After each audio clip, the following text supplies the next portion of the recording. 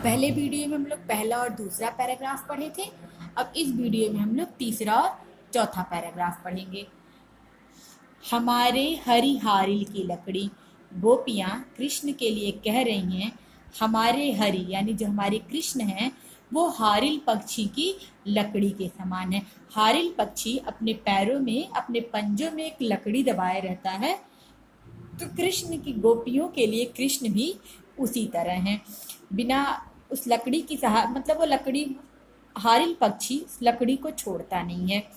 मन क्रम वचन नंद नंदन उर, नंद मतलब कृष्ण के पिता, नंदन मतलब पुत्र, उर मतलब हृदय। मन क्रम वचन, गोपियाँ कहती हैं कि हमने मन कर्म और वचनों से नंद के नंदन यानी मन कर्म और वचनों, मन कर्म वचन और हृदय से नंद के नंदन यानी श्री कृष्ण को यह दृढ़ करी पकड़ी, दृढ़ता पूर्वक पकड़ रखा है। कैसे पकड़ रखा है? जैसे हारिल पंछी लकड़ी को पकड़ के रखता है, वैसे ही गोपियां भी श्री कृष्ण को मन क्रम वचनों से पकड़ करके दृढ़ता पूर्वक पकड़ी हैं।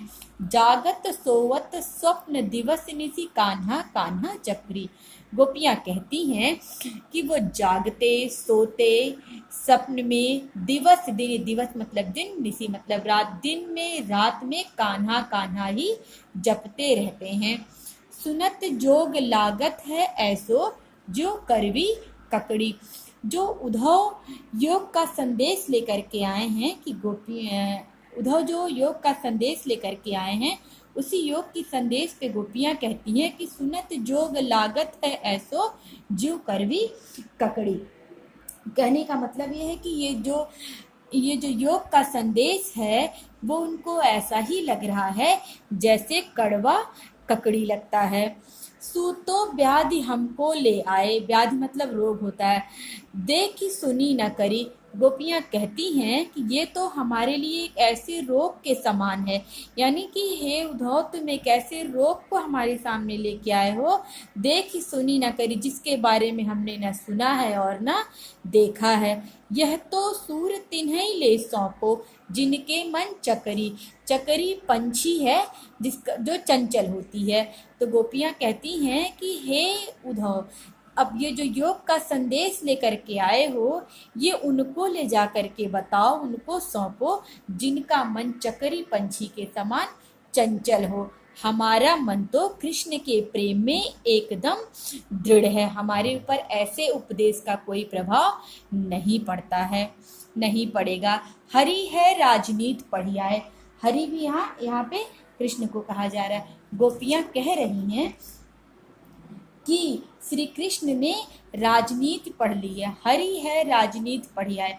गोपियाँ कह रही हैं कि श्री कृष्ण ने राजनीति पढ़ ली है।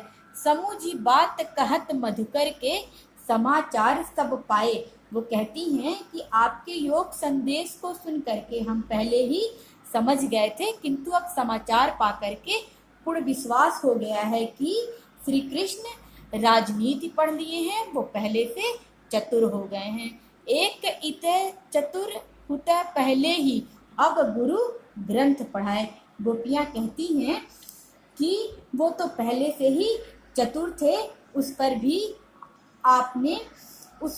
आप अपने गुरु श्री कृष्ण से राजनीति का ग्रंथ पढ़ करके आए हैं। बड़ी बुद्धि जानी जो उनकी योग संदेश पठाए, गोपियाँ कहती हैं कि श्री कृष्ण अपने को बड़ा बुद्धि वाला समझ करके, इतने बुद्धिमान, बुद्धि चातुर्य में श्री कृष्ण इतने कुशल हो गए हैं कि वो योग का ही संदेश भेज दिया।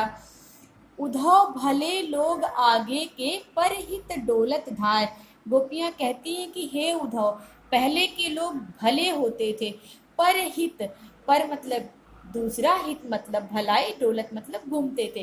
गोपियाँ कहती हैं कि हे उद्धव, पहले के लोग भले थे जो दूसरों की भलाई के लिए घूमते थे। अब आपन मन फेर पहिए चलत जो हुता चराए, गोपियाँ कहती हैं कि वो अपनी उस मन को वापस पा लेना चाहती हैं जो श्री कृष्ण यहाँ से जाते समय ले गए थे। ते क्यों अनीत करे आपुन जे और अनीत छुड़ाए, गोपियाँ कहती हैं ते क्यों अनीत करे आपुन, वो अनीत की बातें क्यों कर रहा है जे और अनीति छुड़ाए, जो दूसरों के अनीति को छुड़ाता है, यानी कि जो दूसरों के साथ नीतिगत बातें करता है वो यहाँ पर अनीति क्यों कर रहा है। राज धर्म तो यह सूर जो प्रजा न जाय सताए, गोपियां कहती हैं कि राजा का धर्म होता है कि प्रजा को न सताया जाए। राजा का पहला धर्म गोपियों के अनुसार राजा का पहला धर्म उसके प्रजा की भलाई करना होता है, उसकी प्रजा का ध्यान रखना होता है। राजा को अपने राजधर्म के अनुसार ही चलना चाहिए। धन्यवाद।